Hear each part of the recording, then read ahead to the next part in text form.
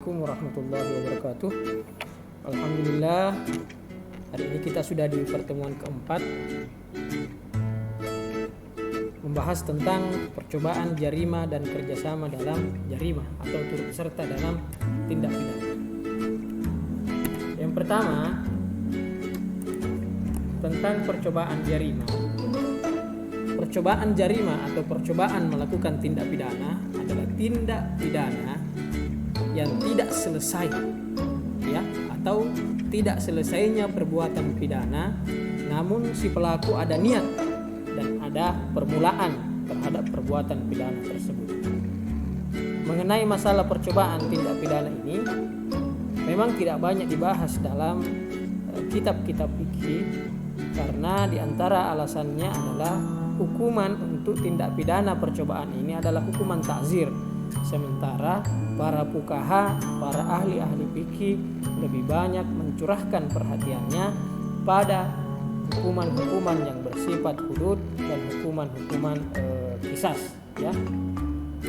Jadi tindak pidana yang tidak selesai ini bisa disebabkan karena keinginan pelaku untuk tidak menyelesaikan tindak pidananya, ataukah karena pelaku dalam melakukan awal tindak pidana kedapatan atau ditangkap basah oleh orang lain, ya. Misalnya seseorang mencuri, dia telah membongkar pintu rumah, kemudian dia ditangkap sebelum memasukinya, maka perbuatannya ini dianggap perbuatan percobaan untuk melakukan tindak pidana.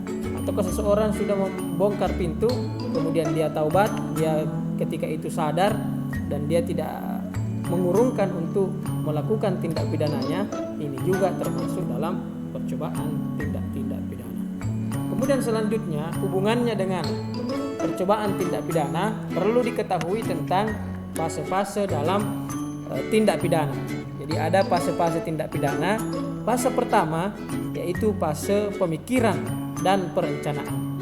Jadi seseorang misalnya memikirkan untuk melakukan tindak pidana, melakukan atau merencanakan pencurian misalnya, merencanakan perampokan, merencanakan pembunuhan, ya. Dalam fase ini seseorang tidak dapat dikenai hukuman, ya. Karena merencanakan dan memikirkan sesuatu jarima tidak bisa dianggap sebagai maksiat. Ini sesuai dengan hadis Rasulullah SAW yang diriwayatkan oleh sahabat Abu Hurairah. Rasulullah SAW pernah bersabda, "Innallaha tajawazali an ummati ma waswasat bihi suduraha ma lam ta'mal aw takallam." Sesungguhnya Allah Subhanahu wa taala memaafkan umatku apa yang terlintas dari dalam hatinya ataukah apa yang ada di dalam pikirannya selama ia tidak melakukan atau selama ia tidak mengeluarkan kata-kata. Jadi kalau masih di dalam pikiran, masih di dalam hati, masih dalam perencanaan, Allah Subhanahu wa taala memaafkan, ya, memaafkan semuanya, dan itu tidak bisa dikenakan hukuman karena masih di dalam pikiran seseorang.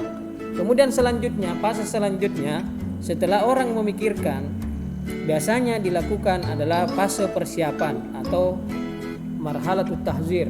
Ya, inilah fase persiapan ini. Kalau berbicara tentang hukuman, fase persiapan ini sebenarnya pada fase persiapan ini bisa saja seseorang dijatuhkan hukuman, bisa juga tidak dijatuhkan hukuman. Tergantung persiapannya apakah persiapannya itu mengandung unsur maksiat ataukah tidak. Kalau persiapannya mengandung unsur maksiat, maka bisa dijatuhkan hukuman. Kalau tidak mengandung maksiat, maka tidak bisa dijatuhkan hukuman. Contoh misalnya, orang pergi membeli parang di pasar. Pembelian parang ini dalam rangka persiapan untuk melakukan perampokan. Nah, pembelian parang tidak bisa dikatakan bahwa itu adalah sebuah maksiat. Ya, membeli parang di pasar bukan sebuah maksiat, maka persiapan seperti ini tidak bisa dikenakan hukuman.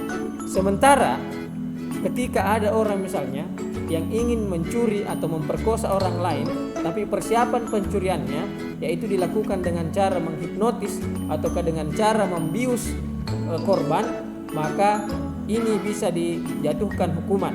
Persiapan membius itu dianggap sebuah maksiat, dan bisa dijatuhkan hukuman ta'zir bagi orang yang melakukan persiapan-persiapan seperti itu. Kemudian fase terakhir setelah persiapan adalah fase pelaksanaan. Fase ini merupakan fase ketiga setelah fase perencanaan dan persiapan. Pada fase inilah perbuatan pelaku dianggap jarima. Dalam fase ini, seorang pelaku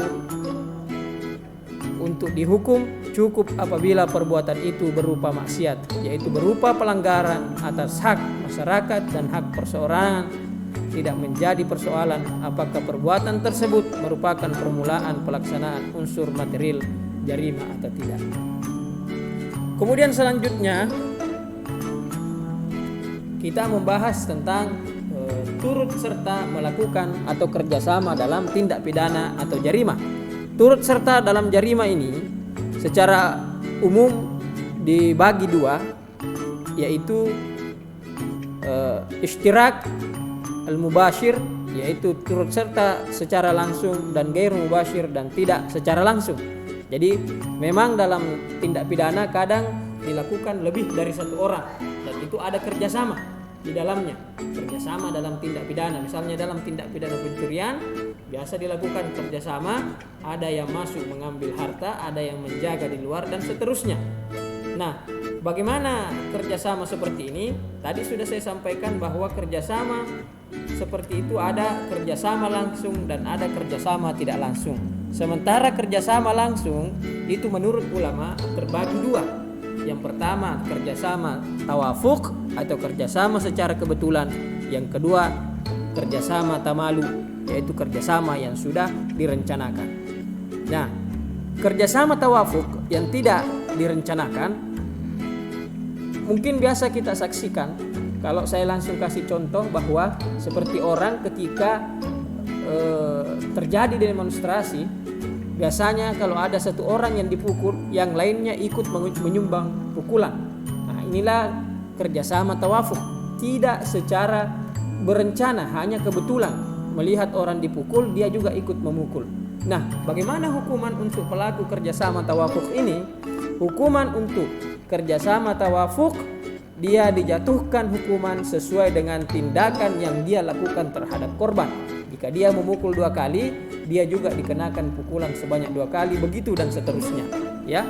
Kemudian selanjutnya kerjasama tamalu, kerjasama yang sudah direncanakan sebelumnya. Misalnya sudah berencana untuk membunuh seseorang. Ada beberapa orang yang berencana.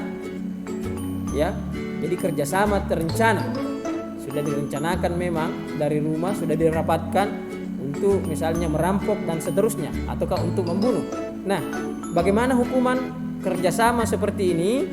Ya, pada kasus kerjasama terencana, para peserta kasus harus mempertanggungjawabkan akibat perbuatan mereka secara keseluruhan. Jadi secara keseluruhan dia harus mempertanggungjawabkan akibat perbuatan mereka. Jadi misalnya kalau dalam pembunuhan korbannya meninggal, berarti semua yang terlibat dalam kerjasama terencana itu semuanya dijatuhkan hukuman pembunuhan. Juga dalam hukum pidana Islam semua dijatuhkan hukuman qisas tanpa terkecuali, karena ini kerjasama sudah direncanakan. Misalnya dalam pembunuhan ada yang mengikat, yang satu memukul, yang satunya menebas lehernya. Kalau ini kerjasama secara terencana, berarti semua dijatuhkan hukuman qisas, baik yang mengikat, yang memukul maupun yang menebas lehernya. Tidak ada perbedaan karena ini sudah direncanakan sebelumnya. Kemudian selanjutnya ada yang namanya kerjasama secara tidak langsung, ya. Berarti kerjasama secara tidak langsung ini yaitu dengan biasanya mengadakan perjanjian ataukah menyuruh orang lain ataukah memberikan bantuan pada perbuatan tersebut yang disertai dengan ketidaksengajaan. Adapun hukuman terhadap pelaku tidak langsung, pada dasarnya kaidah hukum Islam menetapkan hukuman-hukuman yang jumlahnya telah ditentukan, yakni dalam tindak pidana khusus, hudud dan qisas dijatuhkan terhadap pelaku langsung tindak pidana, bukan terhadap pelaku tidak langsung. Makanya sebagian ulama mengatakan untuk pelaku tindak pidana yang tidak langsung dia dijatuhkan hukuman takzir yang dijatuhkan oleh penguasa ataukah hakim, tergantung dengan berat ringannya tindak pidana yang dia lakukan. Akan tetapi sebagian ulama mengatakan bisa saja pelaku tidak langsung dijatuhkan hukuman had atau qisas,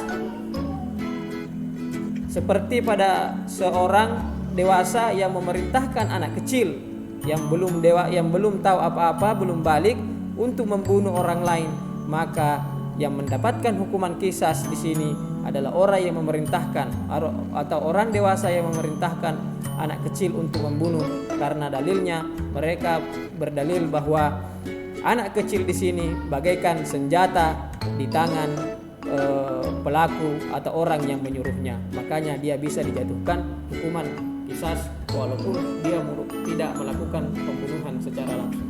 Saya kira inilah yang saya kemukakan pada perkuliahan hari ini tentang percobaan tindak pidana dan turut serta ataukah kerjasama dalam tindak pidana. Sekian, assalamualaikum warahmatullahi wabarakatuh.